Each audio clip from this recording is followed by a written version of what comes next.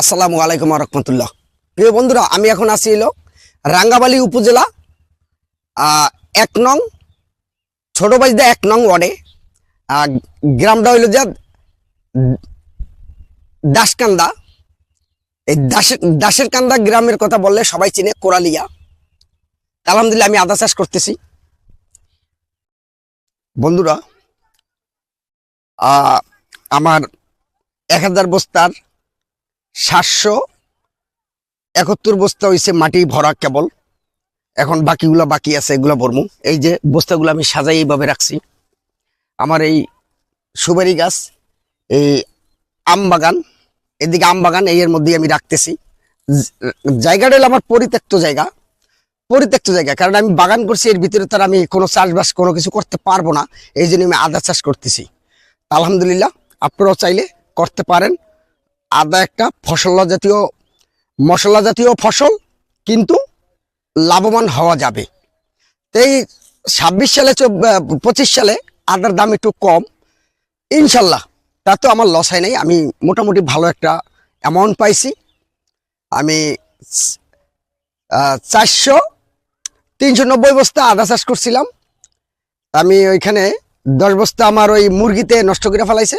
আমি পাইছি 390 বস্তা, 380 বস্তা পাইছি, 380 বস্তা পাইছি।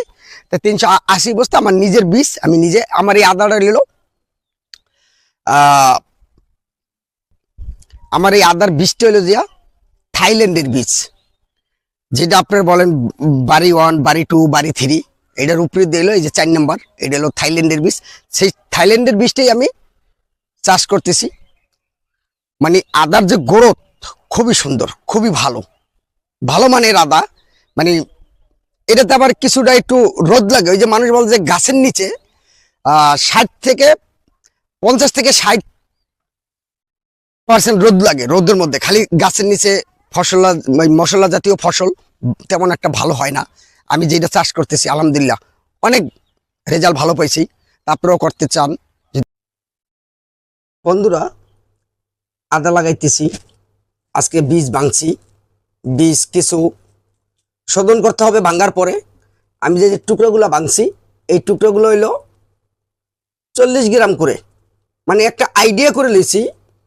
40 গ্রাম, 50 গ্রাম, আবার কোনোটা 30 গ্রামও আছে। যেটা 30 গ্রাম পড়তেছে, এই যে বীজটা ছোট, এই যে অঙ্কুরুতলা, এইটার মধ্যে একটা বড়টা দেবো, একটা ছোটটা দেবো।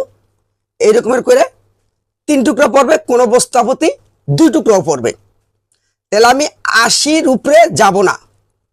40 গ্রাম করে হইলে 2 টুকরা দিব এক পার বস্তায়।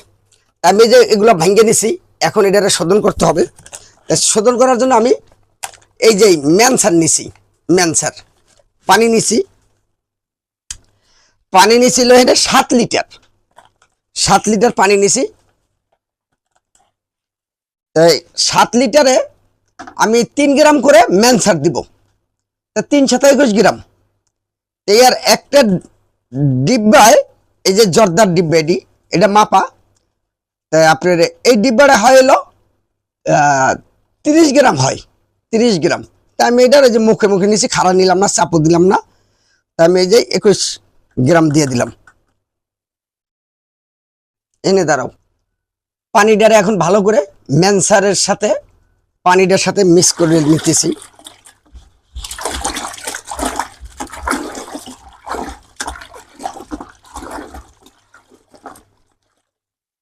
মিশানো হয়ে গেছে।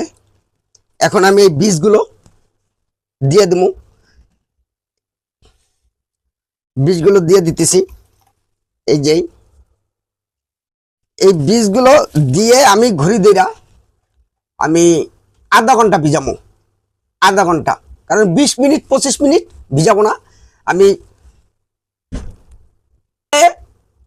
25 সালে আদা লাগাইছি, 24 সালেও আদা লাগাইছি, এখন এই 26 সাল চলে, 26 সালেও আদা লাগাইতে আছি।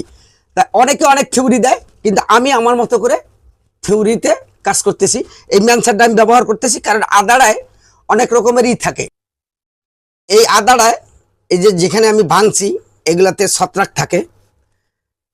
ছত্রাকে আক্রমণ যাতে না করতে পারে, এটার ভাঙ্গে আমি কিছু ফ্যানের নিচে শুকাইছি, এই সেওয়ায় শুকাই নিছি ঘন্টাখানিকের মতো। শুকাইয়া এখন এই যে আমি ভিজাইতেছি সবগুলো। এটার আমি ছত্রাকের আক্রমণ যাতে না করে, আদাটা নষ্ট না করে, এই জন্য আমি আদাগুলো শোধন করতেছি। তা আপনারাও করে নেবেন, ভালো রেজাল্ট পাবেন। কারণ 24 সালে আমি আদা চাষ করে লস খাইছি, 25 সালে আদা চাষ করে লাভবান হয়েছি, আজকে 26 সাল 1000 বস্তা চাষ করতেছি আমি ইনশাল্লাহ। আমার মাটি টাটি সব রেডি হয়ে গেছে, বস্তা ভরা হয়ে গেছে, কিছু বাকি আছে, আমি এগুলো সাজাই রাখছি। এগুলো আমি দেখাবো এখন। রাঙ্গাবালী উপজেলা 1 নং ওয়ার্ড কোরালিয়া দাসের হাওলা, এই গ্রামে আছি। এই আমি 1000 বস্তা এই 26 সালে, এখন 26 সাল চলতেছে,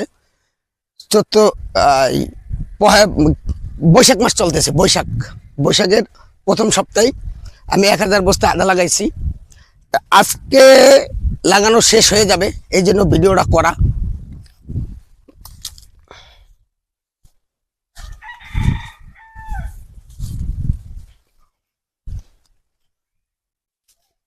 এইখানে বইয়ারটা আমার দেয়া দেয়। এই যে আমি আমার এই বাগানটার মধ্যে বস্তাগুলো সাজাইছি, এগুলো লাগানো কমপ্লিট, পানির সেচও দিয়ে দিছি। এখন ওদিকে কিছু বাকি আছে, এগুলো আজকে লাগামো। কিভাবে রোপণ করতে হয় সেটা আপনাদেরকে দেখাবো। বস্তায় আদা রোপণ করতে হয়।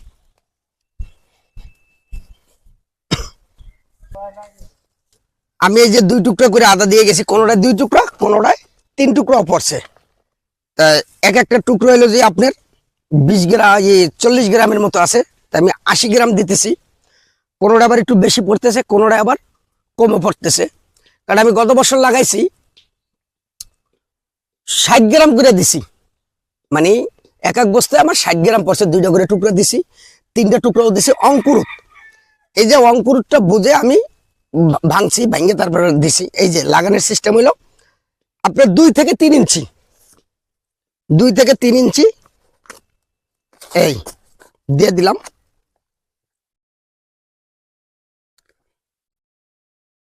দুই থেকে 3 ইঞ্চি নিচে এইভাবে আপনারা লাগাইয়া যাবেন।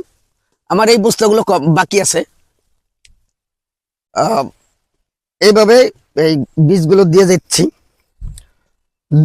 দুই টুকরা দিচ্ছি, কোনোটায় 3 টুকরা পড়তেছে, কোনোটায় 2 টুকরা। বীজ সোজা কথা বীজের অনুপাতে, মানে বীজের বুঝা অঙ্কুরুত বুঝে 3টা 4টা অঙ্কুরুত থাকে, সেই হিসাব করে আমি বীজগুলো ভেঙে নিছি। এভাবে আপনারা লাগান।